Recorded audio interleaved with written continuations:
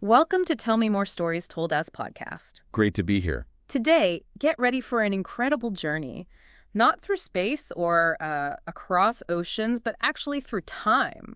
We're going to uncover the captivating story of the smartphone. It's a great topic. Hard to imagine life without them now. Exactly. Forget dusty history books. Think of us as your guides through this, well, technological wonderland. We'll reveal the surprising twists and turns behind the device you probably can't live without. We'll be exploring historical records, key inventions, trying to bring you the most amazing moments in this ongoing saga. Right. Our mission, to map the smartphone's, frankly, jaw-dropping evolution, pointing out the unexpected bumps and leaps forward along the way. Absolutely. It's easy now to just take for granted the sheer power we hold in our hands, doesn't it? But the path to get here, it was full of fascinating detours and some really ingenious solutions. Yeah. What really grabs me is looking at those early attempts, the real pioneers that were striving to do so much more than just make a phone call. Okay, let's dive in then. Way before the sleek glass and this whole tap-and-swipe world we know now, there were these clunky yet ambitious forerunners. Right. Picture this. Your phone and your personal organizer were two completely separate gadgets, right? Each fighting for pocket space. I remember those days. Bulky. Yeah. But some visionaries dared to dream of combining them.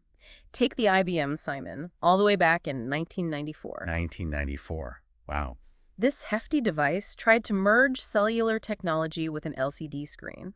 It even had PC card support. Think of those as early expansion slots, kind of like you used to see in laptops. Right, for adding memory or modems, that sort of thing. Now, here's a fun fact for you.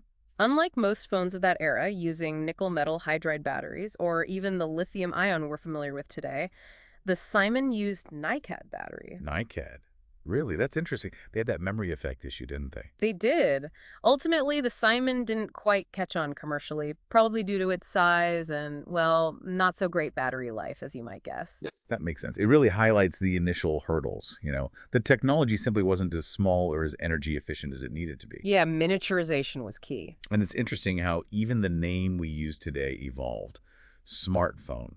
Two words that appeared around 1995. It was describing AT&T's phone writer communicator. Oh, okay. Then in 1997, Ericsson coined the single word smartphone to describe their GS88 concept phone. So the language itself was catching up. It's like the language itself is trying to keep pace with the innovation, yeah. Okay, here's where it gets really interesting, I think. In the late 90s, we saw these PDA phone hybrids popping up, powered by early operating systems like Palm OS, Newton OS, Symbian, and Windows CE, which later became Pocket PC. A whole alphabet soup of early mobile OS. Totally. Imagine trying to squeeze the brains of a handheld computer into a phone back then.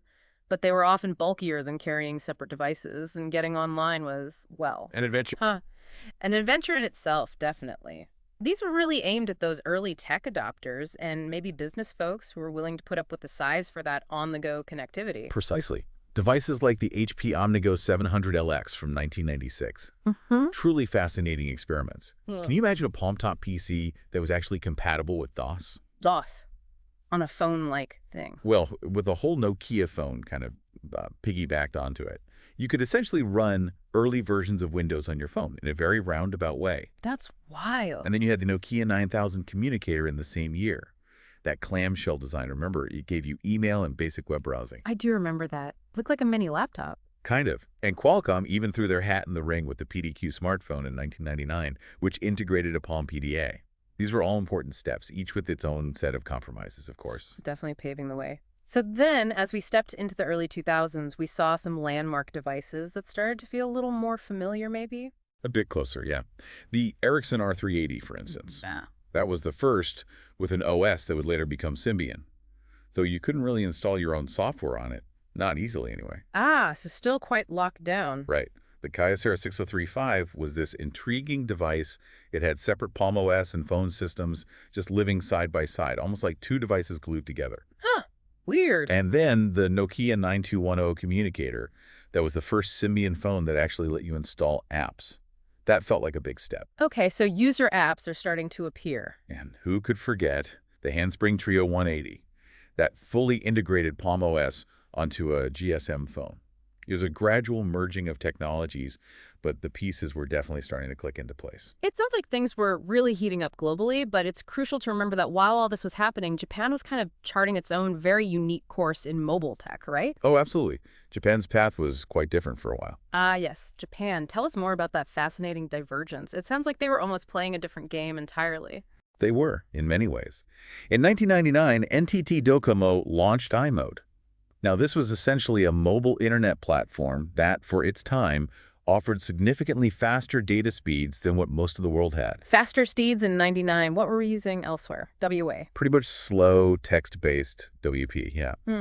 iMode wasn't just about basic connectivity. It opened the door to things like online shopping, accessing news, entertainment, all on your phone. They used a simplified web language called CHTML because, data speeds weren't what they are today. Right, got to work with the limitations. And the growth was just incredible. Millions of subscribers jumped on board very quickly. So while the rest of the world was still wrestling with WA and these really basic mobile sites, Japan was already doing mobile shopping. That's quite a leap ahead. Exactly. And Japanese cell phones, or kitai as they're known, really started to evolve in their own distinct way. They offered advanced localized features like mobile payments using NFC that's the same tech behind contactless payments today. Years before we got it widely. Years. Downloadable ringtones, sophisticated games, even mobile TV they called one seg. The phones from manufacturers like Sharp and Panasonic were incredibly advanced, packed with features we wouldn't see elsewhere for years. Think high-res cameras, fancy folding designs. It sounds like they were building these incredibly advanced feature phones, almost like mini computers in their own right, but not quite smartphones in the app sense. That's a great way to describe it. They had custom software, firmware, built right into the phones, deeply integrated with the carrier services, but not standardized operating systems that allowed for a wide range of third-party apps like we have now with iOS or Android. Ah, okay. So very powerful, but a closed ecosystem. Exactly. So while incredibly sophisticated, their software and ecosystems were quite self-contained. This tight integration with the mobile carriers, these unique features, and the non-standard software platforms actually made it difficult for Japanese manufacturers to export their devices successfully. Interesting. They were so successful domestically, maybe they didn't feel the need to adapt for a global market. That seems to be part of it. They were so advanced in some ways that it kind of isolated them. It's a fascinating case of a market almost being too advanced for its own global good, in a way. That's a really insightful point. It's almost like being too successful in a niche, even with groundbreaking tech, can unintentionally create barriers to wider global impact. Precisely. It wasn't really until the rise of 3G globally and then the emergence of standardized smartphone operating systems like Android that companies from outside Japan could really break into that market effectively. And then things started to converge more. Yeah. And ironically, many of those Japanese features, like emojis, which originated there, mobile payments, high-res cameras, eventually found their way into the smartphones we use everywhere today. Fascinating cycle. Okay, so leaving Japan's unique path for a moment, back to the rest of the world in that early smartphone era. What were the key players and the big trends we were seeing outside of Asia? Well, in the U.S., the Danger Hip Top, maybe better known as the T-Mobile Sidekick. Oh yeah, the Sidekick. Loved that swivel screen. That saw some moderate success starting around 2002. It had that very distinctive horizontal slider keyboard design that was quite popular for a while, especially with younger users. Definitely had a cool factor. Then, in the mid-2000s, business users really started to adopt Windows mobile devices and, of course, BlackBerry. Ah, the BlackBerry era. The term crackberry became widespread, didn't it? Because people found them so addictive for constantly checking email and messages on the go. You couldn't pry them out of people's hands. But it's important to remember that in the U.S. at this time, high data costs and pretty limited Wi-Fi availability meant that smartphone adoption was largely limited to professionals and those really early tech enthusiasts. It wasn't mass market yet. Right, data plans were expensive back then. And what was happening across the Atlantic in Europe, a different picture. Europe was largely dominated by Nokia and their Symbian operating system. Symbian, which actually originated from Science PDA software, became the most popular smartphone OS in Europe throughout the mid to late 2000s. Nokia was huge then. Absolutely massive. Initially, Nokia focused on business users with their E-series, much like BlackBerry and Windows Mobile were doing. But from 2002 onwards, they started releasing more consumer-focused devices with their N-series, which often had better cameras and multimedia features. With an N series, right. I remember the N95 being a big deal. Huge deal. In fact, Symbian remained the world's most used smartphone OS until around 2010. It's amazing to think back to a time when Android and iOS weren't the undisputed kings they are now. It really is a different landscape today, and many of these early operating systems, because they evolved from those PDA systems designed for stylus input, Right, they often expected you to use a stylus. meant that early smartphones often had stylus-based interfaces for virtual keyboards and even handwriting recognition, which was particularly useful for inputting Asian characters, I imagine. Definitely. Mm. But by the mid-2000s, physical QWERTY keyboards became much more common. In various forms, you had the candy bar shape like BlackBerry, sliders like the hip top we mentioned, and even just numeric keypads with T9 for predictive text input. T9. Wow, that takes me back. Poking up messages. Huh. And resistive touchscreens that required a stylus were still around on some devices too. It's funny to think that before we were all swiping and pinching, we were poking our screens with little plastic sticks. That history really shaped how touchscreens eventually evolved. It absolutely did. Now, this leads us to what many consider the real turning point, the big shift, the move to capacitive touch and multi-touch. How did that game-changing revolution begin? Well, the late 2000s and early 2010s marked a dramatic sea change. A real pivot away from physical keyboards and towards those large finger-operated capacitive touchscreens we know so well today. The ones that actually responded to your finger, not just pressure. Exactly. Now, technically, the very first phone of any kind with a large capacitive touchscreen was the LG Prada, announced in late 2006. The Prada phone, I remember that. More of a fashion statement. It was positioned that way, yeah. More of a fashion-focused feature phone, but it definitely offered a glimpse of what was possible with that type of screen technology. But then came January 2007, the device that many people would argue truly changed everything. No question, the Apple iPhone. It wasn't just the sleek design, though, that was part of it. It was the whole user experience, wasn't it? Completely. A 3.5-inch capacitive multi-touch screen. Yeah. Completely ditching the stylus and really focusing on intuitive finger input, pinching, swiping. Gestures we all take for granted now. And the browser. Safari on the original iPhone could render full websites, not just those stripped-down mobile versions. That was huge. This really resonated with the mass market in a way that those earlier, often more complex smartphones hadn't managed to.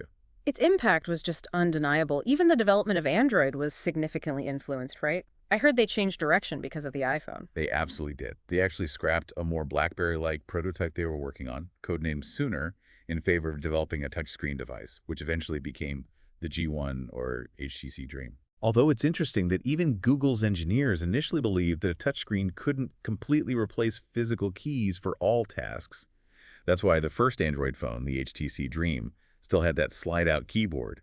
It didn't arrive until September 2008. A bit of a safety net, maybe. Perhaps. And we saw other interesting experiments around the time, too, like Asus's pad phone concept, where the phone could actually dock into a larger tablet screen. Oh, yeah, the phone powered the tablet. Exactly. And Samsung's Galaxy S4 Zoom, and later the K-Zoom, these fascinating hybrids of a camera and a smartphone.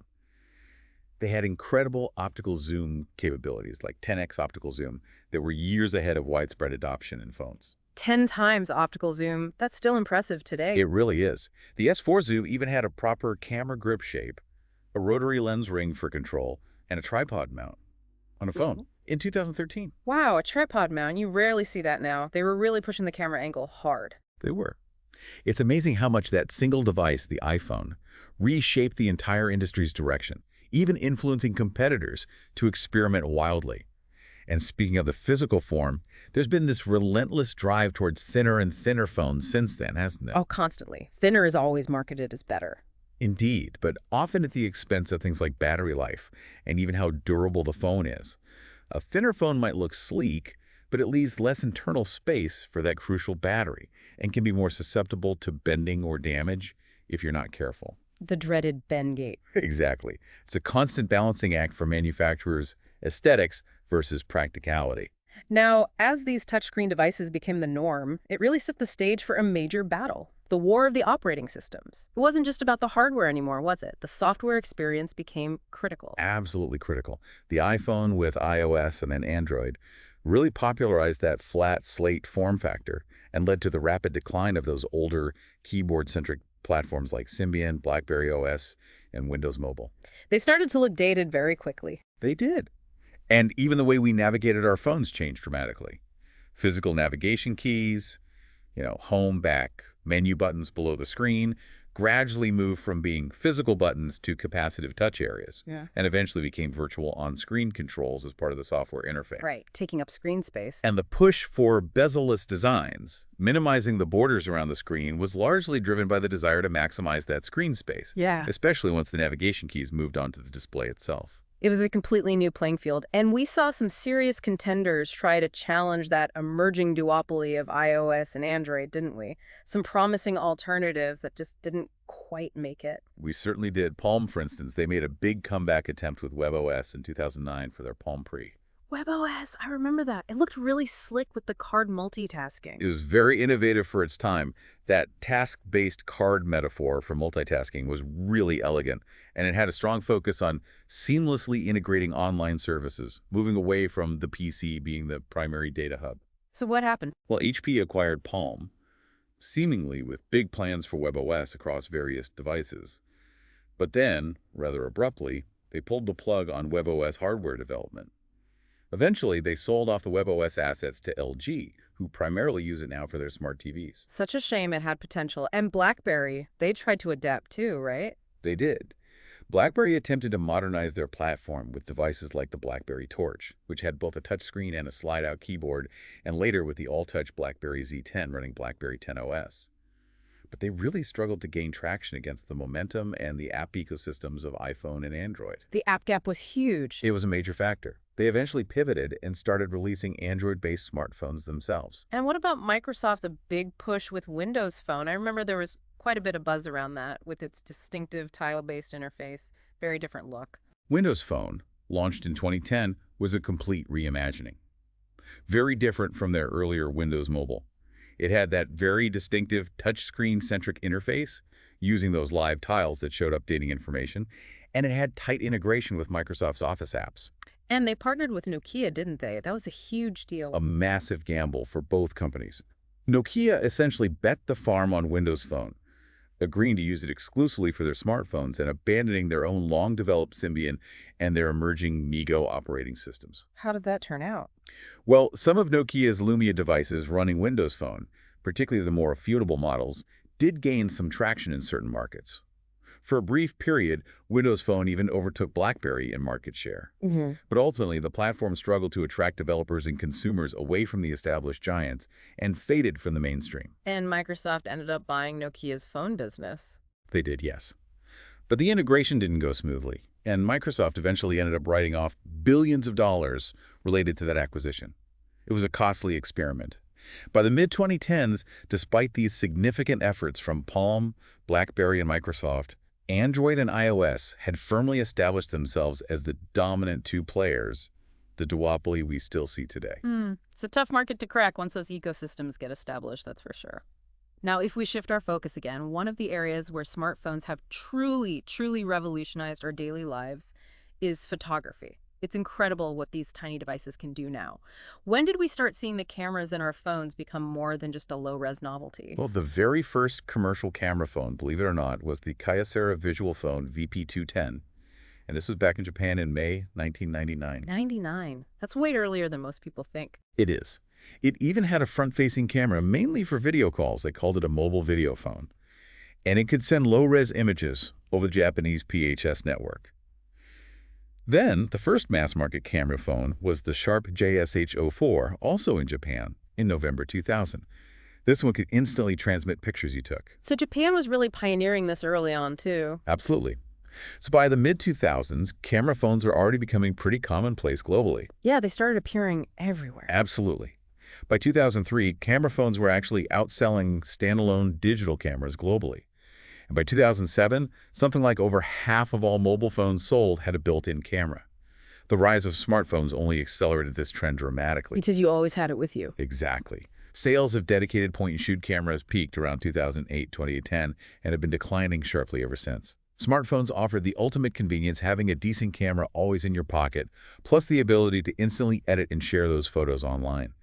That combination was killer for the low-end camera market. And early smartphone cameras, while they were there, weren't exactly known for their stunning image quality initially, were they? More for the convenience factor. That's a very fair assessment.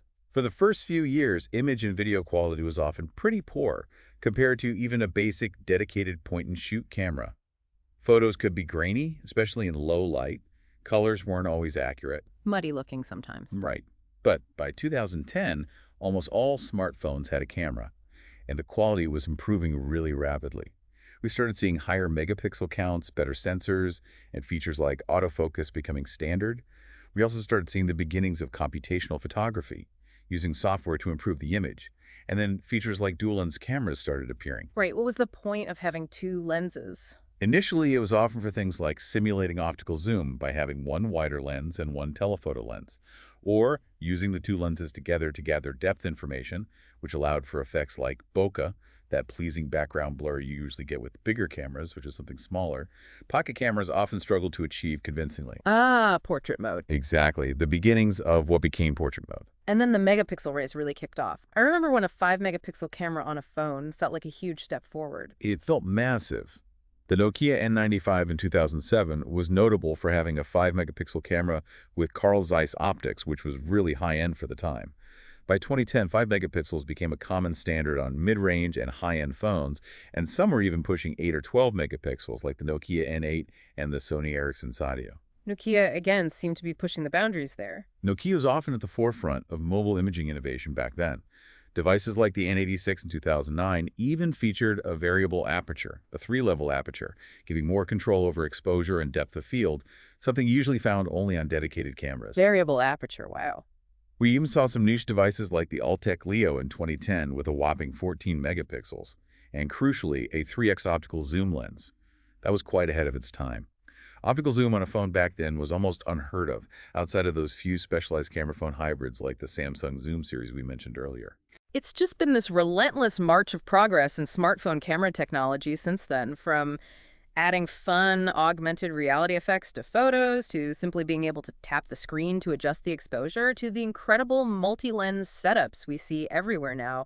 Wide, ultra-wide telephoto. Absolutely. We've gone from single basic lenses to dual cameras designed for specific purposes, like zoom or depth sensing, then triple, quad, even pentalens setups like on the Nokia 9 PureView, designed to give users a huge range of focal lengths and creative capabilities. It's like having a bag of lenses in your pocket. Pretty much. And now we have these incredibly high-resolution sensors, 48, 64, even 108 megapixels or more, that use techniques like pixel binning. That's where they combine data from multiple adjacent pixels into one larger superpixel to capture more light and detail, especially in challenging conditions. It's truly been a revolution in mobile photography, driven as much by software and processing as by the hardware itself. And the video recording capabilities have followed a very similar upward trajectory, haven't they? Keeping pace with the stills. They certainly have. It's amazing to think the original iPhone didn't even record video. The Samsung Omni HD in 2009 was actually the first smartphone we know of to offer 720p HD video recording. 720p in 2009? That was decent. It was. Just a year later, 720p became a widely adopted standard on flagship phones. Then came 1080p full HD recording in 2011, with devices like the Samsung Galaxy S2 and the iPhone 4s. And the resolution just kept climbing. Relentlessly. By 2013, we even saw the introduction of 2160p, or 4K, video recording on the Samsung Galaxy Note 3. Frame rates have also increased dramatically over the years, going from the standard 30 frames per second to 60 pp's for smoother motion, first at 720p, then 1080p, and eventually even 4K at 60 pp's. And now we're even seeing 8K video appear. We are, yeah. 8K video started appearing on some high-end devices like the Samsung Galaxy S20 series in 2020, although the file sizes for 8K are enormous and you need a compatible display to really appreciate it. Yeah, practical limitations there. And slow-motion video has become a really popular and creative feature on smartphones, too. How has that technology evolved over time? It used to look quite choppy. You're right. Early attempts at slow-motion video on phones often just involved taking standard footage and stretching it out during playback, which resulted in jerky motion, and they often didn't even record audio for the slow-mo sections. Kind of fake slow-mo. Exactly. Yeah. But More recent phones actually capture video at genuinely high frame rates, 120 fps, 240 fps, even 480 fps or 960 fps in some cases, and they retain the original frame rate information and the audio. This allows for much smoother, more versatile slow motion effects that you can edit precisely afterwards. That's more useful. One of the earliest examples of true high frame rate slow-mo we know of was on the Samsung i8000 Omni of 2.6 back in 2009, which could record a QVCA resolution that's pretty low res but 120 frames per second. We've come a very, very long way since then, with phones now capable of recording at hundreds of frames per second at much higher resolutions, like 1080p, or even pushing towards 2160p at 120 pieces on some of the very latest models. It's just mind-boggling how far things have advanced in such a relatively short period. And what about features like HDR video and stereo audio recording? Did those come along later? HDR video, which enhances the dynamic range in videos to show more detail in both the very bright and very dark areas of the scene simultaneously, started appearing on smartphones around 2013 with devices like the Sony Xperia Z and later the Galaxy S5. And stereo audio recording for video, utilizing multiple microphones on the phone to capture a more immersive and spatial soundscape, became common around 2012 on flagships like the Galaxy S3 and HTC One X. Apple was actually a bit later to adopt stereo recording, bringing it to the iPhones XS and XR in 2018. So the audio is catching up to the video quality. Gradually, yes. Even the front-facing cameras, the selfie cameras, have seen a massive improvement in quality. In the mid-2010s, their resolution started matching the rear cameras on some phones. They now often offer features like wide-angle lenses for group selfies, autofocus, sophisticated portrait modes, and even 4K video recording, making them fantastic for video calls and vlogging. It's all about capturing and sharing our lives in increasingly higher and higher fidelity, isn't it? Now, let's shift gears slightly and talk about the screens themselves, the windows through which we view all this amazing content. How have smartphone displays evolved over the years beyond just getting bigger? Well, size is definitely a factor. In the early 2010s, we saw the rise of phablets, those larger smartphones, pioneered really by the Samsung Galaxy Note series, with screen sizes creeping over 5.5 inches. That trend largely continued. Bigger screens became the norm. They did. And we've also seen a shift towards taller, narrower aspect ratios, like 18.9 or 19.5.9 or even taller. The idea is to give you more vertical screen real estate for scrolling through feeds or watching widescreen video without making the phone too wide to comfortably hold and use in one hand. Makes sense ergonomically. What about curved displays? Was that just a gimmick? There were some interesting experiments of curved displays back in 2013, like the Samsung Galaxy Round, which curved horizontally, and the LG G Flex, which had a vertical curve and was even slightly flexible. I remember the G Flex. You could supposedly flatten it slightly. You could. They certainly turned some heads with their unique designs, but fully curved displays didn't really become mainstream, although subtle curves along the edges of the screen became quite common for a while, especially on Samsung phones. Okay. And resolution. We went from fuzzy screens to incredibly sharp ones. Massively sharper. Screen resolution has steadily increased as well. We went from WVGA to HD, 720p, then Full HD, 1080p, Quad HD, 1440p, and even saw 4K resolution displays appear on some Sony Xperia phones as early as 2015 with the Z5 Premium. Although it's worth noting that even phones with 4K screens often don't render the entire user interface or most apps at full 4K all the time, usually scaling down to save on processing power and battery life, only kicking into full 4K for specific content like high-res photos or videos. Still, incredibly sharp potential. Then came the notch. Ah, the notch. That cutout at the top of the screen for the front camera and sensors. It became a defining and sometimes controversial design element for a while. It first appeared on the Essential phone in 2017, but was really popularized by the iPhone X later that year. And then everyone seemed to copy it for a bit. Many did, yes. But we've seen a lot of innovation since then in trying to minimize or eliminate the notch altogether. We've had various designs like the smaller teardrop notch, then hole-punch cutouts for the camera, experimented with pop-up camera mechanisms that physically hid the camera inside the phone's body. Those were cool. And now the emerging technology of under-display cameras where the camera sits behind the pixels of the screen itself. It's this constant quest for that completely uninterrupted all-screen experience. Trying to hide the tech. And more recently, we've seen the introduction of high refresh rate displays like 90 Hz and 120 Hz, even higher on some gaming phones. What's the big advantage there? Is it noticeable? Oh, it can be very noticeable, especially side by side with a standard 60 Hz screen.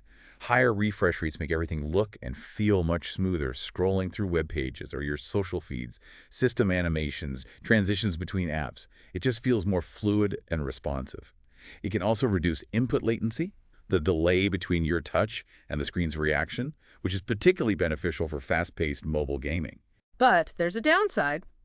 Battery life. That's the main trade-off, yes. Yeah. Refreshing the screen 90 or 120 times per second inherently uses more power than refreshing it 60 times. Yeah. So many phones offer options to dynamically adjust the refresh rate based on the content being shown or allow you to manually lock it to 60 Hz to conserve battery. Got it. And multitasking capabilities on these larger screens have also evolved significantly, haven't they? Beyond just switching apps. Definitely. Features like split-screen multitasking, where you can run two apps side by side, became common, pioneered by Samsung on the Galaxy Note 2 back in 2012. Some devices have even experimented with more complex desktop-like windowing systems, allowing you to run apps in floating, resizable windows, trying to bridge that gap between phone and computer productivity. Trying to make the phone a real workhorse. And then we have the truly sci-fi stuff. Foldable smartphones. That still feels like cutting-edge tech. It really does. They were theorized and shown off in prototype forms for many years, but the first commercially available foldable smartphone was actually Royal FlexPi, announced in late 2018. It was a bit rough around the edges, perhaps. A first attempt. Right. Shortly after, Samsung unveiled their Infinity Flexed display prototype, which led to the launch of the first Samsung Galaxy Fold in early 2019. Although its initial launch was delayed due to some widely reported durability concerns with early review units. Yeah, that screen needed some work initially. It highlighted the challenges of this new form factor. Motorola then entered the fray, reimagining their iconic Razr flip phone as a horizontally folding clamshell smartphone with a flexible screen inside, which launched in late 2019. And Samsung quickly followed suit with a similar clamshell design, the Galaxy Z Flip, in early 2020. So two main styles emerged. The phone that folds out into a small tablet and the phone that folds down to be more compact. Exactly. It's still relatively early days for this technology. Durability and price are still factors. But foldable smartphones definitely have the potential to really revolutionize how we interact with our mobile devices, blurring the lines between phone and tablet even further. It definitely feels like we're on the verge of another potentially major shift in how our phones look and function. Now, beyond the cameras and the displays, what other really notable hardware and feature developments have we seen in smartphones over the last decade or so? It feels like innovation hasn't stopped. Oh, the 2010s were absolutely packed with innovation across the board. Fingerprint readers became a mainstream security feature, moving from niche devices like the Motorola Atrix 4G in 2011 to being really popularized by Apple's Touch ID on the iPhone 5S in 2013. They offered a much more convenient and generally secure way to unlock our devices compared to just pins or passwords. A huge convenience win. Definitely. Wireless charging also started to appear in more and more flagship phones, initially requiring special back covers or cases, but then becoming integrated directly into phones like the Samsung Galaxy S6 and onwards. Just place it on the pad. Nice. We even saw the emergence of what you might call socially conscious or ethical smartphones, like Fairphone, which launched its first phone in 2013, and Shift Phone shortly after. These companies focus on aspects like more ethical sourcing of materials, better worker conditions, and designing phones for easier repair and longer lifespans. That's an important counter-trend to the disposability factor. It is. And there were also some interesting, though ultimately not widely successful, attempts at modular phone concepts. Remember Motorola's Project Era, announced in 2013 under Google? The idea was you could swap out different hardware modules like the camera or battery. Yeah, build your own phone. Sounded cool. Sounded very cool, but proved technically challenging, and was eventually canceled by Google in 2016. LG also tried a modular approach with their G5 in 2016, which had accessories that could slot into the bottom, and Motorola launched the Moto Z series in 2016 with magnetic Moto mods that could snap onto the back. But none really caught on with consumers. Maybe too complex or costly. It's likely a combination of factors. We also saw features emerge that aimed to blur the lines between a phone and a personal computer, like Microsoft's Continuum feature introduced in 2015 with Windows 10 Mobile, which allowed you to connect a compatible phone to a monitor, keyboard, and mouse for a desktop-like experience. Samsung has a similar feature called DeX. Phone is your primary computer, the dream for some. Exactly.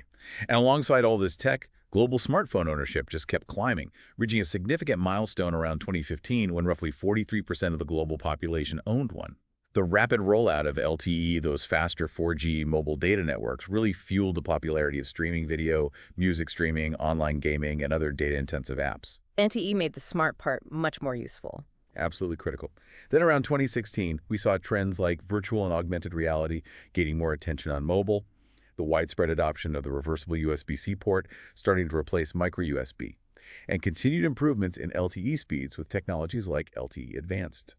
Things like adjustable screen resolution for saving battery life also popped up, and later variable refresh rates, which we discussed. And fingerprint readers moved under the screen. They did. In-display fingerprint readers started appearing in 2018, first using optical sensors, and then faster and more secure ultrasonic sensors like those introduced by Samsung on the Galaxy S10 in 2019. And by that year, 2019, the vast majority of new mid-range and flagship smartphones were featuring multiple rear cameras, some level of water resistance, IP67 or IP68 rating, and some form of biometric unlocking, whether it was fingerprint or increasingly sophisticated facial recognition.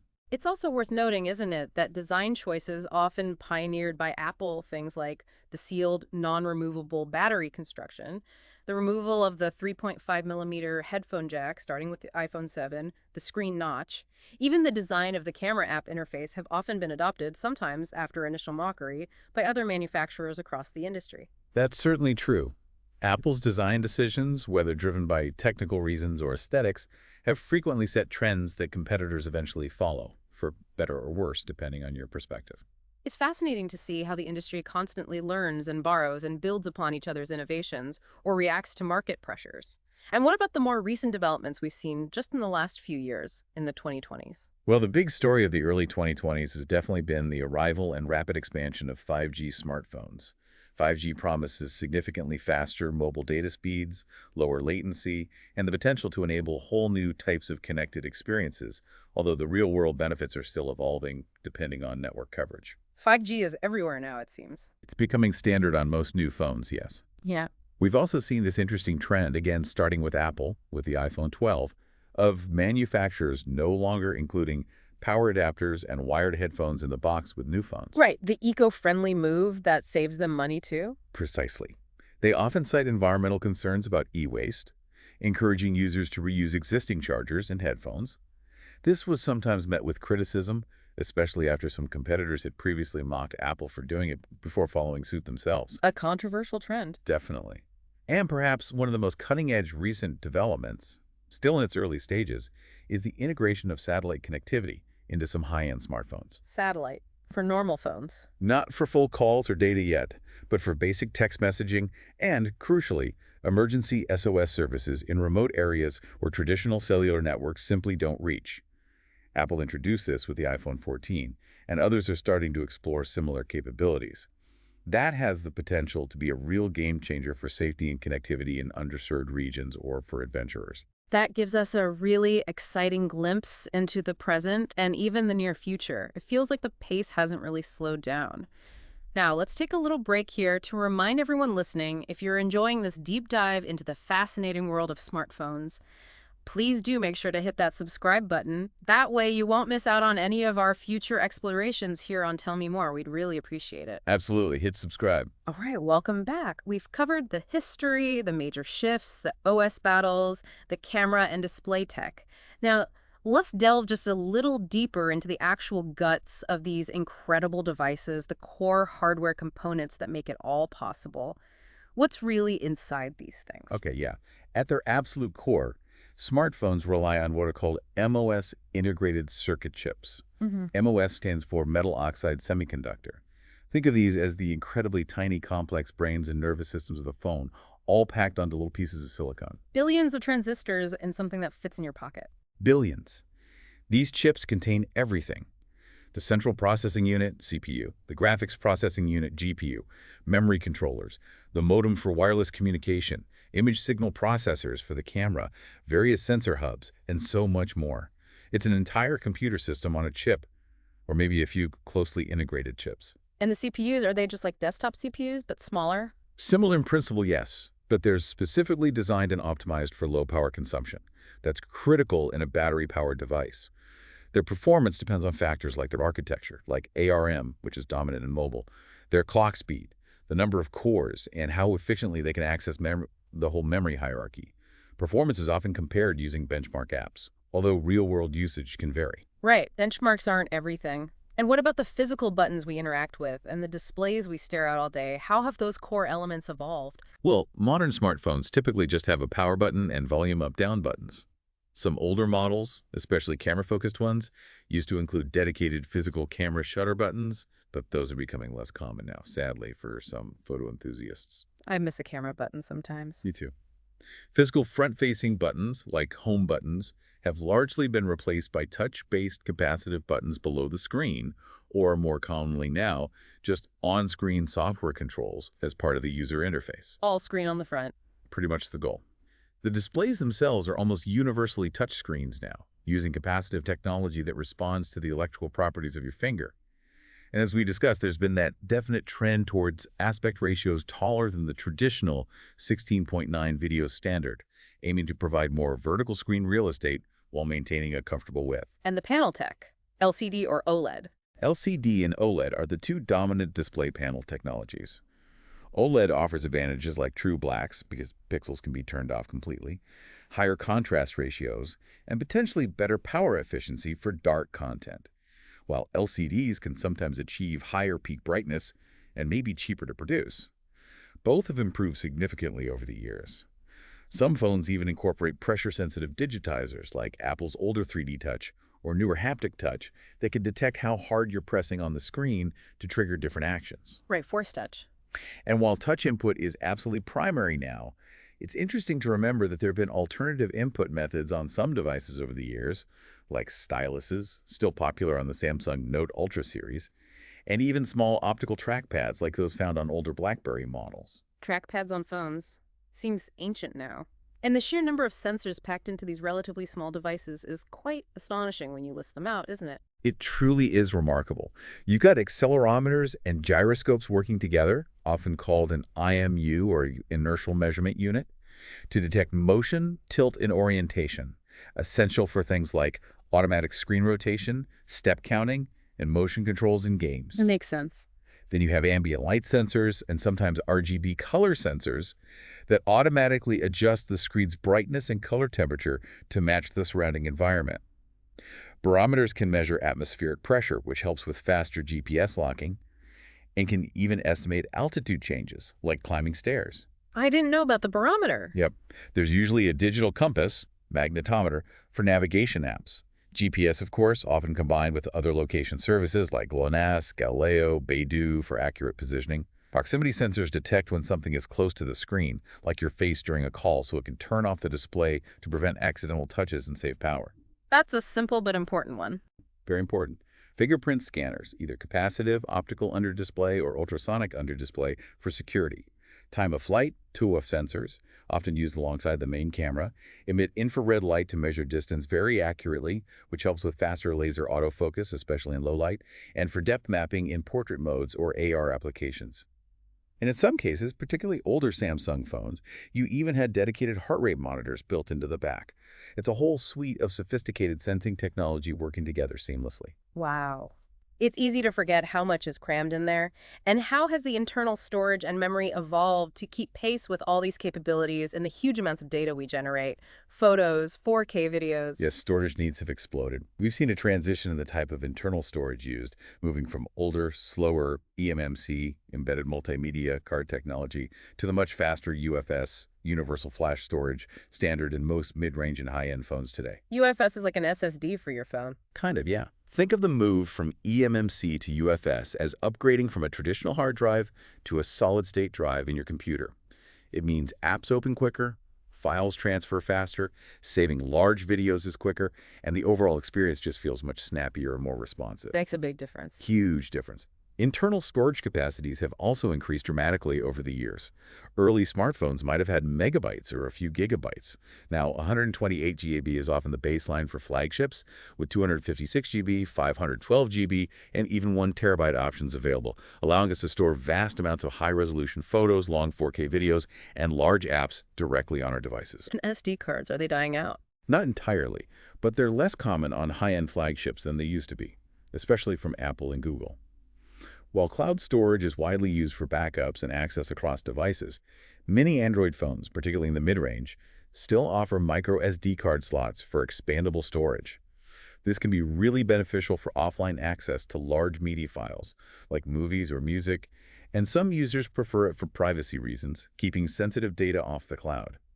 Some phones even feature hybrid SIM and memory card slots, forcing you to choose between using a second SIM card or expanding your storage. That hybrid slot is annoying sometimes. It can be a frustrating compromise, yeah.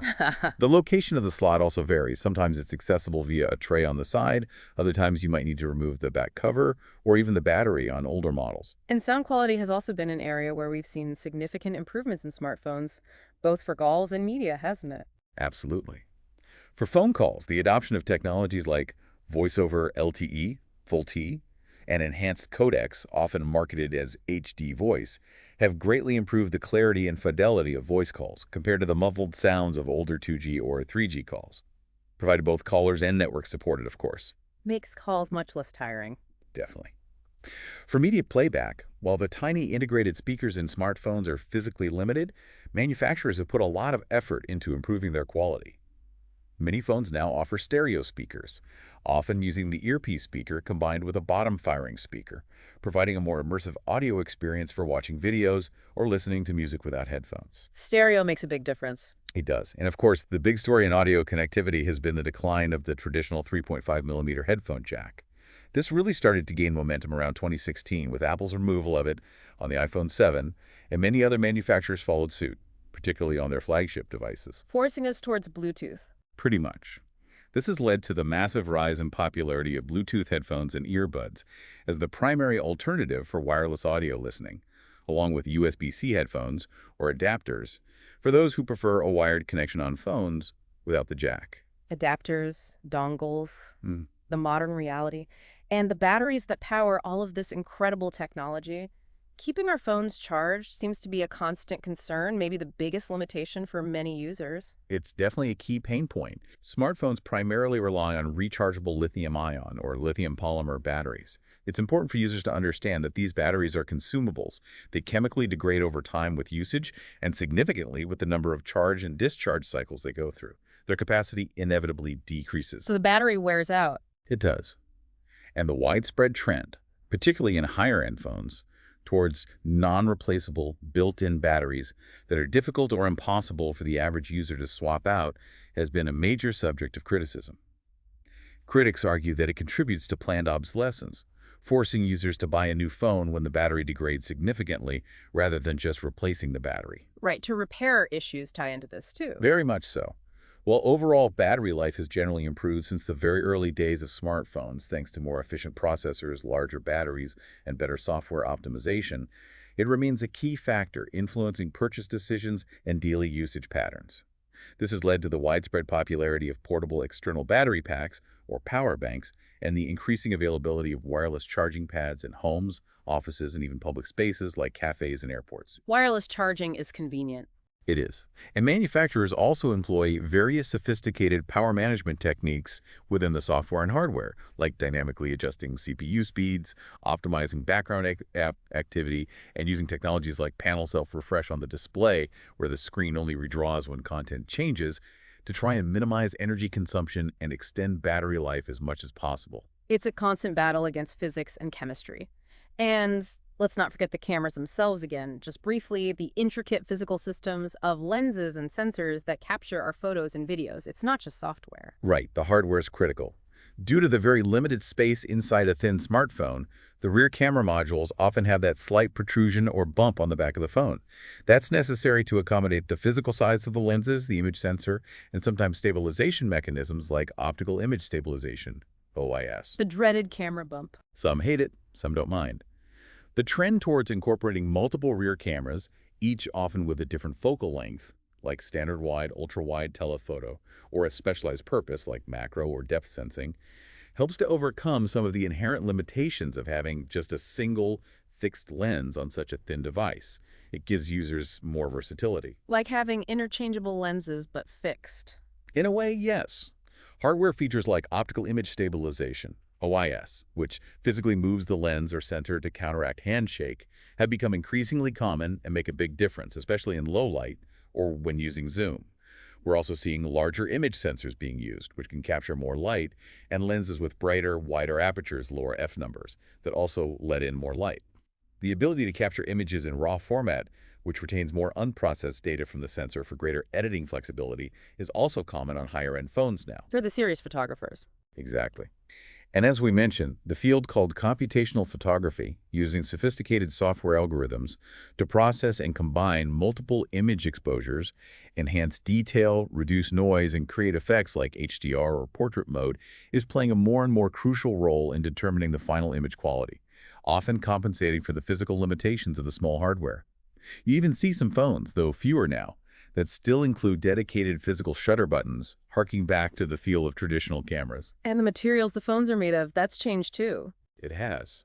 The materials used for the back covers and frames of smartphones have evolved significantly. Early smartphones were often predominantly plastic, polycarbonate. Then we saw a move towards aluminum unibody designs for a more premium feel, and more recently, glass backs have become very common, particularly on flagship phones. Glass allows for wireless charging to pass through easily and offers a premium look, but it's also more fragile and prone to fingerprints than metal or plastic. Each material offers different trade-offs in terms of aesthetics, durability, weight, heat dissipation, and how they affect wireless signal transmission. Metal can block signals, which is why you often see antenna lines integrated. Glass backs everywhere now, it seems. Very prevalent. And of course, supporting this hardware is a vast ecosystem of accessories designed to protect, personalize, and enhance the smartphone experience. Everything from protective cases and screen protectors to memory cards were supported, a huge variety of chargers and cables, wireless charging pads and stands, USB on-the-go, OTG adapters for connecting peripherals like flash drives, and a massive market for headphones, earbuds, and Bluetooth speakers. An entire industry built around the phone. It truly is a complex and constantly evolving interplay of hardware and software that makes the modern smartphone such an incredibly versatile and, for many, indispensable tool. Speaking of software, let's briefly touch on the mobile operating systems again and the vast world of apps that run on them. That ecosystem is just as important as the hardware. Absolutely fundamental. The mobile operating system, like Android or iOS, serves as the central control system for the smartphone. It manages the hardware resources, runs the applications, and provides the user interface. It combines many features we're familiar with from desktop operating systems, like file management, multitasking, networking, with functionalities specifically designed for mobile use. Things like optimizing for touchscreen input, managing cellular connectivity and calls, integrating GPS and location services, controlling the cameras, enabling face recognition, NFC for payments, and sometimes even an IR blaster for controlling TVs. Android and iOS are the big two now, right? Overwhelmingly so. Android, being an open-source platform used by many different manufacturers, is currently the dominant mobile OS globally by market share, somewhere around 85% in recent years. iOS, the operating system used exclusively on Apple's iPhones and iPads, holds the remaining significant share, roughly 14–15%. Other mobile operating systems like BlackBerry OS, Windows Phone, Symbian, WebOS, their market share is now negligible. In fact, Android is now more widely used globally than desktop Windows. More Android devices than Windows PCs out there, wow. Yeah, it's a staggering number. And the fuel for these operating systems is, of course, mobile apps. Short for applications, these are the software programs designed specifically to run on mobile devices. Where would we be without apps? Hard to imagine. The introduction of Apple's App Store alongside the iPhone 3G in 2008 really revolutionized how software is distributed and discovered on mobile. It popularized the concept of a centralized, curated digital storefront where users could easily browse, purchase, and download third-party applications directly to their device. Made it super easy. Incredibly easy and safe, relatively speaking. This quickly led to an explosion in the number and variety of mobile apps available, covering everything from games and social networking to productivity tools, navigation, entertainment, finance, health, you name it. Google soon followed with the Android market. Now Google Play and other platforms have their own app stores too. This app ecosystem fundamentally transformed what our phones could do, turning them from communication devices into powerful, versatile pocket computers. By around 2014, most software developers were adopting a mobile-first or even mobile-only strategy, prioritizing smartphones as the primary platform for their new app development efforts. It's hard to even imagine a time before app stores. They've truly created this incredible ecosystem of functionality, information, and entertainment right at our fingertips. Now, let's talk a little bit about the overall impact of all this technology, the sales figures, and more importantly, how we actually use these devices in our daily lives. It's changed society, hasn't it? Profoundly. Smartphone sales, as we touched on, have seen phenomenal growth since their emergence in the late 1990s. They finally surpassed the global sales of traditional non-smart feature phones around 2013.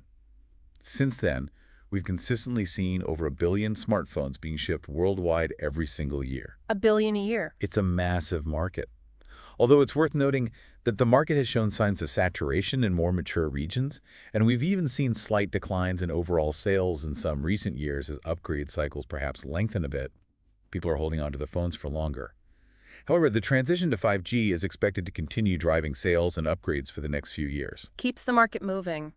And the market share among manufacturers, it's always shifting. It's very dynamic. The market share among different manufacturers has certainly fluctuated significantly over time. Companies like Samsung and Apple have often held the top spots globally for years, but there's intense competition, particularly from rapidly growing Chinese manufacturers such as Huawei, despite their geopolitical challenges, Xiaomi, Oppo, and Vivo, who offer compelling devices, often at very competitive prices. Lots of brands to choose from. Definitely.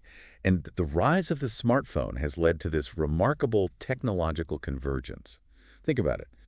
A single device has effectively replaced, or at least significantly diminished, the need for numerous standalone gadgets. Like what? Well, PDAs are gone. Dedicated portable music players like the iPod are largely niche now. Simple point-and-shoot digital cameras have been decimated.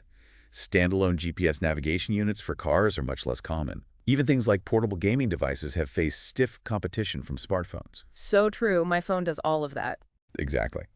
Smartphones have also fueled the explosive growth of mobile gaming, making sophisticated games accessible to billions. They've become the primary way many people consume streaming video and music services, and they've completely transformed mobile banking and payment systems.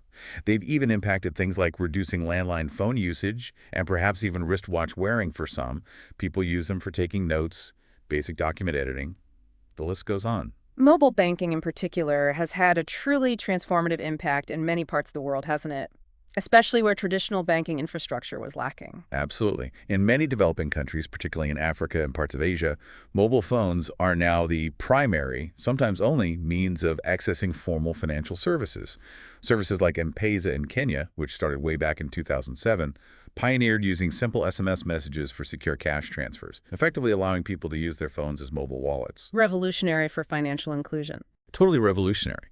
It enabled widespread access to branchless banking, micropayments, bill payments, and even micro-lending services for people and small businesses who were previously completely unbanked or underbanked. Mobile payments, using more advanced technologies like direct carrier billing or NFC, near-field communication, for contactless payments, are also becoming increasingly prevalent globally. Although their widespread adoption often requires significant cooperation and infrastructure development between banks, mobile carriers, merchants, and technology providers to create a seamless ecosystem.